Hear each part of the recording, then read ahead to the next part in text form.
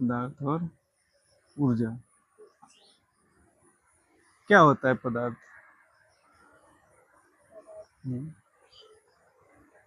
दुनिया में सारी चीजें जो हमें दिखती है, हम्म, छू सकते हैं, महसूस कर सकते हैं, वही पदार्थ। और ठीक क्या है। कर सकते ठीक है।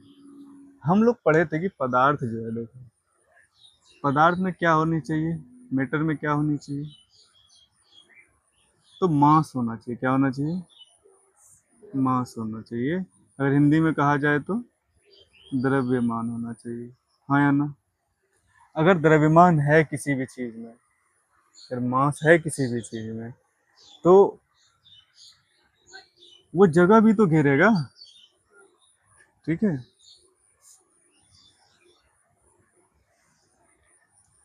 घेरेगा। ठीक है, स्थान घेरेगा। क्या घेरेगा? स्थान घेरेगा। तो पदार्थ का जो सिंपल परिभाषा है वो क्या है? यही तो है कि जिसमें कुछ ना कुछ मास हो या द्रव्यमान हो, और वो जगह को घेरता हो, स्थान को घेरता हो, वही कहलाता है। सिंपल सा पढ़ते हैं ना।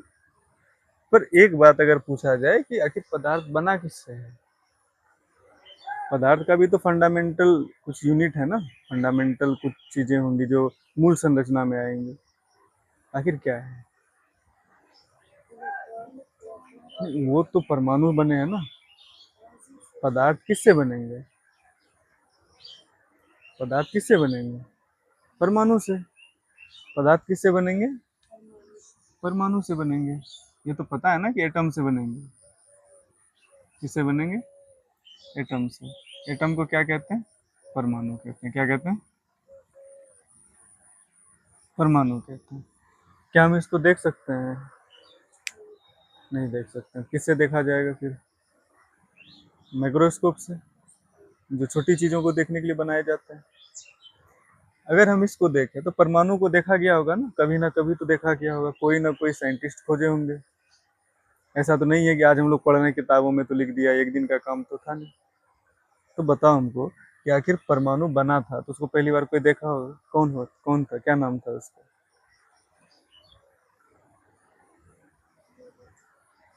मैं बैठा तो मतलब बायोलॉजी घुसा दो आके। देखो, रदरफोर्ड को जानते हो? रदरफोर्ड को जानते हो ना? किसका खोज किए थे? केंद्रक का। किसका खोज किए थे? केंद्रक का। तब हमको पता चला कि आखिर परमाणु में न्यूट्रॉन है और प्रोटॉन है। कहाँ है? ये सेंटर में है, केंद्र में। कहाँ है ये? केंद्र में है। और अगर हम इसको मान ले कि ये एक परमाणु है, तो इसके ये बाहरी वाला जो है, इसमें इलेक्ट्रॉन चक्कर लगा रहा होता है। कौन चक्कर लगा रहा होता है? इलेक्ट्रॉन। इतनी चीजें खोज हो चुकी है। ये सब चीज पता है, सबको पता है, किताबों में लिखी हुई है। तो इसको केंद्रक कहते हैं। केंद्रक में जो है न्यूट्रॉन और प्रोटॉन है। ठीक है, न्यूट्रॉन प्लस प्रोटॉन। क्या क्या? न्यूट्रॉन है और प्रोटॉन है। इसी को क्या कहते हैं? केंद्रक कहते हैं। क्या कहते हैं? केंद्रक कहते हैं। ठीक है।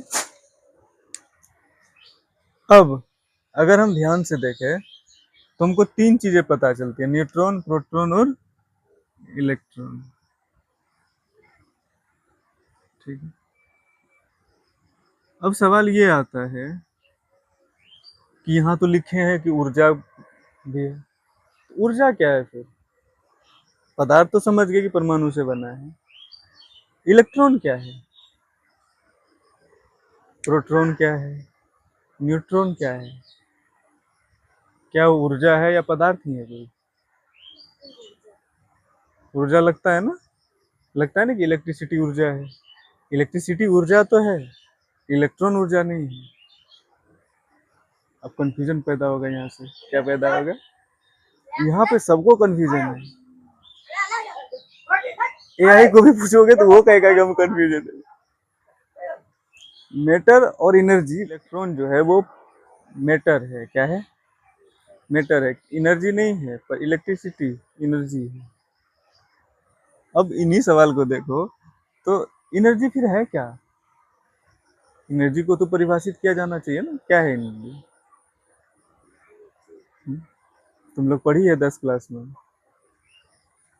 ताकत है, मतलब काम करने की क्षमता देता है ना, कैपेसिटी ऑफ वर्क, काम करने की क्षमता। फिर एक बात बताओ, आखिर क्या कहते हैं, शरीर में एनर्जी रहेगा तभी तो काम कर पाएंगे। फिर एनर्जी जो है क्या है? अब घुमा ना फिर। और एनर्जी होती किस में है? मैटर में। एनर्जी किस में होती है? मैटर में। अब सवाल फिर यही घूमता है कि साइंटिस्ट लोग सोचा, अरे भाई साहब फिर बताओ कि छोटा चीज कुछ तो होगा। जैसे शरीर का छोटा चीज क्या है? कोशिका। कोशिका में बहुत सारी चीज है। अब अगर तुम देखोगे कि अगर हम माइटोकॉन्ड्रिया को तोड़े तो उसमें भी तो काम हो ही रहे हैं। माइटोकॉन्ड्रिया में भी तो काम हो रहा है। प्रोटीन फैक्ट्री कहते हैं उसको, पावर हाउस ऑफ सेल कहते हैं उसको। तो कुछ ना कुछ तो काम कर रहा होगा। उसी तरीके से जब देखा गया तो पाया कि इन सब के अंदर भी क्या पाया जा रहा है? क्वार्ट्स। क्या पाया जा रहा है? क्वार्क्स। क्या पाया जाता है? क्वार्ट्स। अभी ये 6 प्रकार का है। फिर एनर्जी में देखोगे, एनर्जी और मैटर दोनों अलग अलग चीज हो जाती है। कब? मैटर में एनर्जी है या एनर्जी ही मैटर है? बताओ जरा, क्या है फिर? एनर्जी ही मैटर है या मैटर में एनर्जी है? क्या सच है? मीटर में एनर्जी। मैटर में एनर्जी। मैटर अलग चीज है, एनर्जी अलग चीज है। हाँ, लेकिन इसका मतलब तो यही हुआ।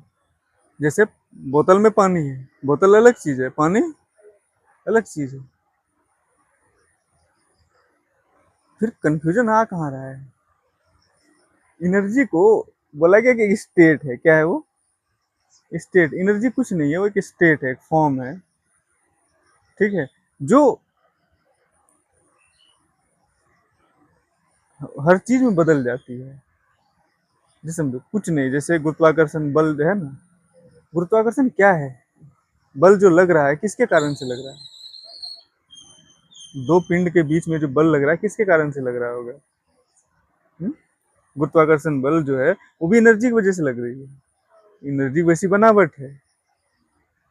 तो हम लोग कहते हैं एनर्जी को ना तो खत्म करते हैं ना तो बना सकते हैं। तो एनर्जी वर्क करने की क्या देती है? क्षमता। फिर वही क्वेश्चन को घुमाते फिराते जाएंगे तो कंफ्यूजन पैदा होगा बहुत सारा, है ना। क्योंकि उतना तो अभी तक जब पूरी तरीके से खोज नहीं हुई है, अभी नए नए खोज चल रहे हैं इस पे। अभी तक तो माना जाता है कि इलेक्ट्रॉन क्या है? इलेक्ट्रॉन क्या है? एक पार्टिकल है। पार्टिकल का मतलब क्या है? एक पदार्थ की तरह काम करता है। इलेक्ट्रॉन में मास होता है। समझे कि नहीं समझे? मास बिल्कुल होता है। तो इलेक्ट्रॉन को क्या कहा जाएगा? पदार्थ कहा जाएगा। पर इलेक्ट्रिसिटी को क्या कहा जाता है? ये ऊर्जा कहा जाता है, एनर्जी कही जाती है। अब इतने चीजों को देखने के बाद अगर हम और देखें कि अगर इसको तोड़ दिया जाए गलती से, क्या किया जाए? तोड़ दिया जाए। अगर इसको तोड़ा जाए तो क्या होगा? अगर इसको तोड़ा जाए तो क्या होगा? क्या इसको तोड़ भी सकते हैं या नहीं तोड़ सकते? दो सब। तो पहली बार जब खोज किया गया ना तो बोला कि देखो ये भी अलग था, ये भी, दोनों जुड़ा है। क्या हुआ है? बोला दोनों जुड़ा है। बोला कि इसको जब जुड़ा ना, न्यूट्रॉन और प्रोटॉन, तो केंद्रक का निर्माण हुआ। और इसी को कहते हैं हिग्स बोसोन पार्टिकल। क्या कहते हैं? Higgs boson particle. कहा जाता है कि शुरुआती दौर में जब ब्रह्मांड बना ना बिग बैंग के बाद, तो पहला जो बनने वाला पार्टिकल था वो कौन सा था? Higgs boson. Higgs boson scientist थे जो बताए थे इस चीज को, इसीलिए उसके नाम पे कहा जाता है। पर सोच के देखो, पहला चीज दुनिया में बन रहा है कोई, तो इसको नाम दिया गया गॉड पार्टिकल। क्या नाम दिया गया? भगवान का पार्टिकल है ये। इसको बनाया भी गया है, इसको साइंटिस्टों के द्वारा बनाया भी गया, लेकिन हुआ क्या, बहुत कम समय के लिए इसको स्टेट में रख नहीं पाता है, मतलब उस स्टेट में, जिस स्टेट में बनता है उस स्टेट में इसको रखना मुश्किल है, बहुत कम समय के लिए इसको रख पाते हैं, इसीलिए ये खत्म हो जाती है तुरंत, बनती तो है तुरंत क्या हो जाती है, खत्म हो जाती है। तो बताओ, अब इसको अगर तोड़ दिया गया तो क्या होगा, जुड़ने के लिए बहुत ज्यादा एनर्जी चाहिए, बिग बैंग थ्योरी को पढ़ी थी तो उस समय एनर्जी और प्रेशर इतना ज्यादा था कि जुड़ पाया, अभी बहुत मुश्किल से जुड़ता है, उस स्टेट में रख ही नहीं पाते, तो उसमें कितनी ज्यादा एनर्जी लगती होगी, बहुत सारा, अगर उसको तोड़े तो निकलेगी भी तो बहुत सारा एनर्जी, कि नहीं। अब वही काम होता है यहाँ पे, इसको तोड़ा जाता है, पता है, यही है न्यूक्लियर बम, एटम बम इसी को कहते हैं। इसका न्यूट्रॉन को तोड़ देता है, इसका बड़ा सा न्यूक्लियस को तोड़ के छोटा न्यूक्लियस बनता रहता है, फिर वही चेन रिएक्शन होता है। दिक्कत ये है कि चेन रिएक्शन होता है, मतलब एक पार्टिकल टूटा छोटा से बड़ा, वो तोड़ा फिर दूसरे को, फिर इससे न्यूट्रॉन निकलता है, फिर न्यूट्रॉन दूसरे को तोड़ देता है,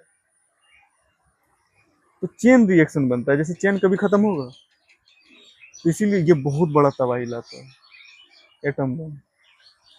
एटम बम रेडिएशन है, अगर तुम ध्यान से देखोगे तो उससे बम फटने से जितना आदमी नहीं मरता है, उससे ज्यादा आदमी मर जाता है रेडिएशन से।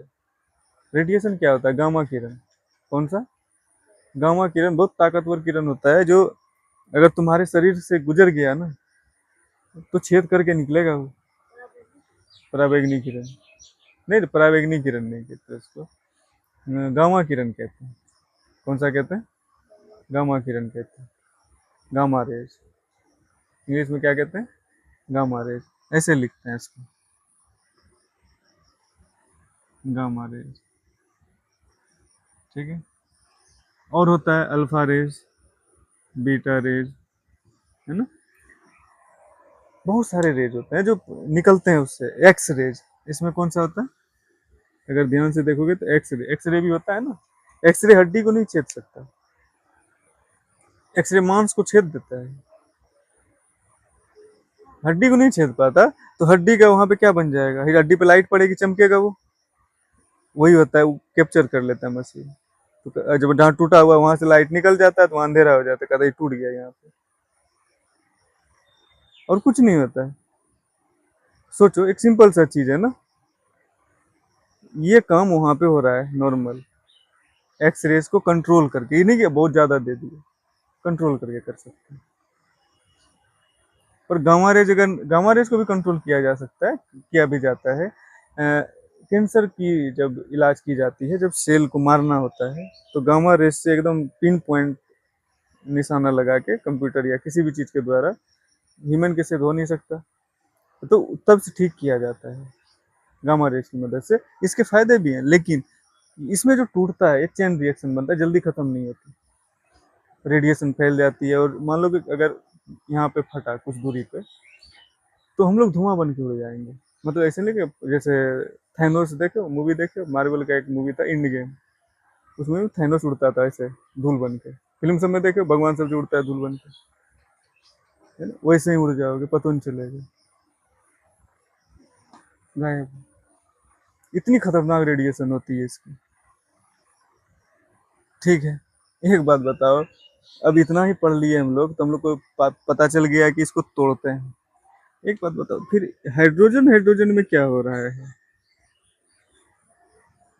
वो जुड़ता है। हाइड्रोजन और हाइड्रोजन में क्या हो रहा है,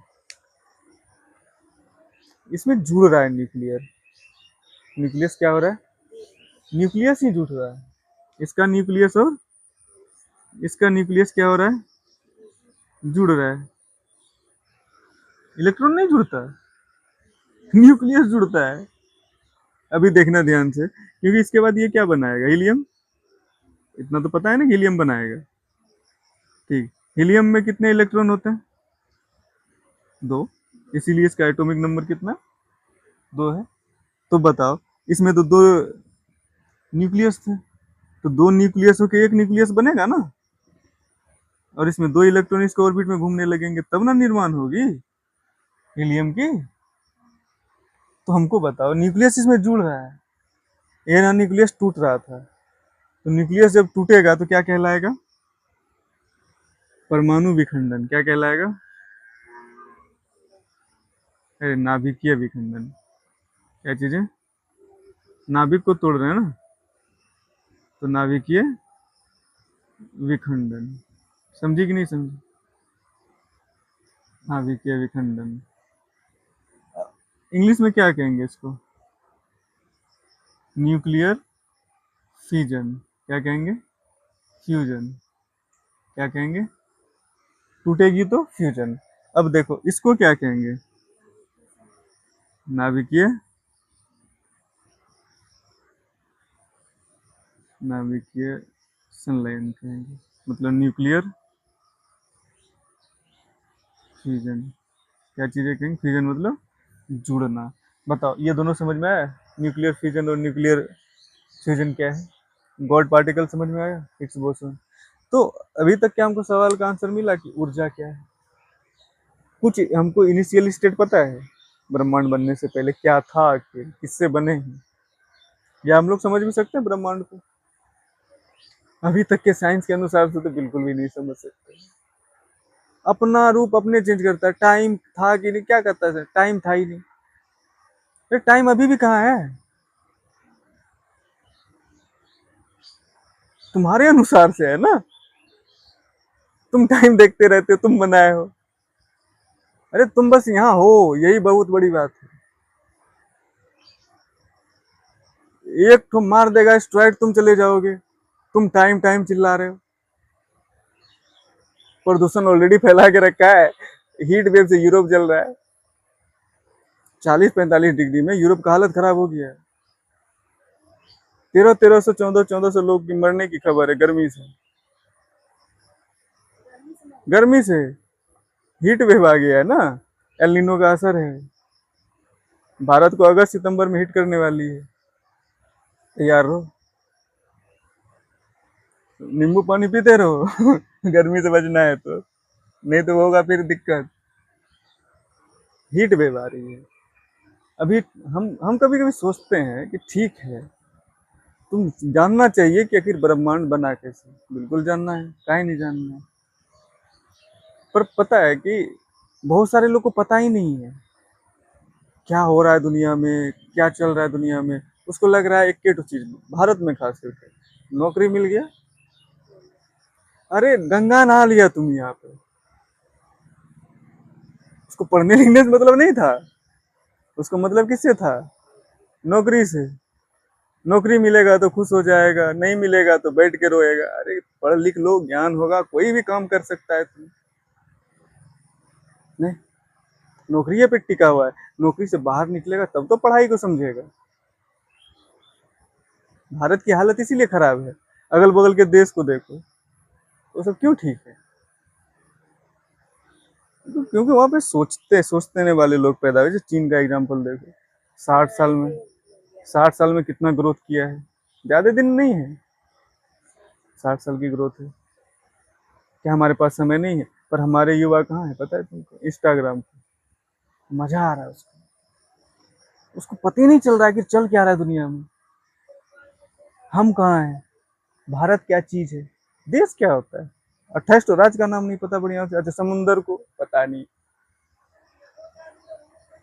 आंख बंद करके सब क्या कर रहा है? रट रहा है।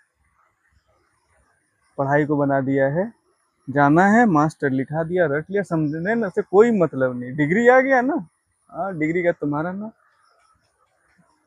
पकौड़ा बेचेगा लोग, इतना वैल्यू खत्म हो जाएगी उसकी। नॉलेज की वैल्यू होती है। क्या हम लोग को ये समझ में आया? क्या हम लोग इसको समझ सकते हैं आसान तरीके से? ठीक है। अब एक बात बताओ, इलेक्ट्रॉन के बारे में कोई तो बताया होगा। एक इलेक्ट्रॉन की खोज से तुम देखो पूरी दुनिया कैसे बदलती है। एक इलेक्ट्रॉन का खोज से मतलब बिजली कड़कता था, तो लोग सोचेगा ना क्या है इसमें आखिर। सोचने वाला आदमी सोचेगा ना क्या है आखिर इससे जो मर जाता है, आदमी के शरीर में जाता है तो मरा भी होगा, पेड़ में आग लग गए होंगे। तो जब साइंस सोचने वाले लोग पैदा होंगे तो क्या सोचेंगे? अरे यार इसमें कुछ तो होगा। क्या इसको चेक किया जाए। तो तुम लोग बेंजामिन फ्रैंकलिन के बारे में नाम सुनी होगी, पतंग उड़ाए थे वो, अंगूठी बांध के पतंग उड़ाए थे, तो झटका मारा था उसको कुछ। तो झटका महसूस होता है, अगर तुम बाहर खड़े हो कभी बहुत जोर से, तो तुमको महसूस होगी झटका, महसूस होता है। उसको भी महसूस हुआ, लेकिन वो बता नहीं पाए क्योंकि क्लियर नहीं था। शुरुआती दौर में साइंस बहुत धीमा प्रोसेस था ना डेवलपमेंट का। फिर एक आदमी आता है, कौन? Michael Faraday. क्या कमाल का इंसान था बता, इलेक्ट्रोमैग्नेटिज्म का कॉन्सेप्ट दिया, जिससे आज तो मोटर, पहला बार मोटर बनाया था वो। पहला इंसान जो मोटर बना के दिया दुनिया को, कौन था? Michael Faraday. आज इतना दुनिया एडवांस हो गई है, और ये कब की बात है? 1757 की बात है। इसलिए फेराडे को बहुत माना जाता है फिजिक्स में, क्योंकि फिजिक्स को तुम देखो तो रूप देने वाला, एनर्जी देने वाला कौन है? जो हर एक मशीन को आज देखो, हर एक मशीन को कौन देने वाला एनर्जी? और कहीं ना कहीं हर जगह क्या लगी हुई है? मोटर। आज इलेक्ट्रिसिटी के दौर में, पहले तो स्टीम इंजन था, तुम पेट्रोल जलाते थे। बदल चुका है पूरा, मतलब प्रकृति एक खोज से। वो भी देखो कितना छोटा चीज के अंदर मिला हुआ। मतलब हम लोग एटम नहीं देख सकते, परमाणु नहीं देख सकते, उसके अंदर क्या देखेंगे हम? पर कुछ पागल लोग होते हैं दुनिया में, बोला कि रुक जा, ऐसा कुछ बनाएंगे जो हम देख सकते हैं जूम करके। आज तुम लोग फोन में जूम करते हो ना, वही जूम हो रहा है माइक्रोस्कोप में। पर हम लोग को पता ही नहीं है, क्यों पढ़ाया नहीं गया कभी, ना स्कूलों में ना कॉलेज में, कहीं नहीं। क्यों पढ़ाएगा? पैसा तो मिल ही रहा है ना, मजा आ रहा है लोगों को, कोई दिक्कत नहीं। तुम लोग समझ गई ना?